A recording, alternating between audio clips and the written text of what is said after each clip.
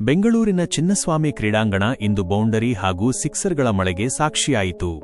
ಅದರಲ್ಲೂ ಮಧ್ಯಮ ಕ್ರಮಾಂಕದಲ್ಲಿ ಬ್ಯಾಟಿಂಗ್ಗೆ ಬಂದ ಸ್ಫೋಟಕ ದಾಂಡಿಗ ಟಿಮ್ ಡೇವಿಡ್ ಸಿಎಸ್ಕೆ ಬೌಲರ್ಗಳು ಮೈದಾನದಲ್ಲೇ ಅಳುವಂತೆ ಮಾಡಿದರು. ಡೇವಿಡ್ ಸುನಾಮಿಗೆ ಸಿಲುಕಿದ ಸಿಎಸ್ ಬೌಲರ್ಗಳು ದಿಕ್ಕೆ ತೋಚದವರಂತಾಗಿ ಡೇವಿಡ್ ಬಾರಿಸುವ ಸಿಕ್ಸರ್ಗಳನ್ನು ಮೂಕವಿಸ್ಮಿತರಾಗಿ ನಿಂತು ನೋಡಬೇಕಾಯಿತು. ಈ ಪಂದ್ಯದಲ್ಲಿ ಆರ್ಸಿಬಿ ಪರ ಎಲ್ಲಾ ಬ್ಯಾಟರ್ಗಳು ಅಮೋಘ ಪ್ರದರ್ಶನ ನೀಡಿದರು. ಹೀಗಾಗಿ ವಿಕೆಟ್ ಪತನದ ಬಳಿಕವೂ ಆ ಬಳಿಕ ಬಂದ ಬ್ಯಾಟ್ಸ್ಮನ್ಗಳು ಯಾವುದೇ ಒತ್ತಡವಿಲ್ಲದೆ ಮುಕ್ತವಾಗಿ ಬ್ಯಾಟ್ ಬೀಸಿದರು.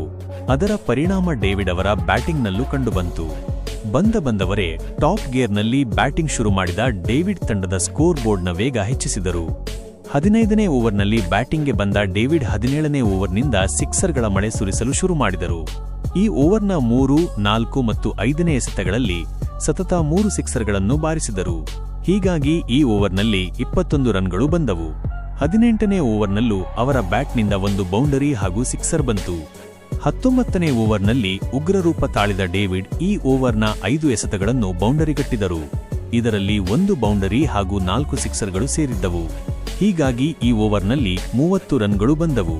ಹಾಗೆಯೇ ಇದೇ ಓವರ್ನಲ್ಲಿ ಡೇವಿಡ್ ಕೂಡ ಅರ್ಧಶತಕ ಪೂರೈಸಿದರು. ಕೊನೆಯ ಓವರ್ನ ಕೊನೆಯ ಎಸೆತದಲ್ಲಿ ಬೌಂಡರಿ ಬಾರಿಸುವ ಮೂಲಕ ಡೇವಿಡ್ ಇನ್ನಿಂಗ್ಸ್ಗೆ ಅಂತ್ಯ ಹಾಡಿದರು. ತಮ್ಮ ಇನ್ನಿಂಗ್ಸ್ನಲ್ಲಿ 25 ಎಸೆತಗಳನ್ನು ಎದುರಿಸಿದ ಡೇವಿಡ್ 3 ಬೌಂಡರಿ ಹಾಗೂ 8 ಸಿಕ್ಸರ್ ಸಹಿತ 70 ರನ್ ಬಾರಿಸಿದರು.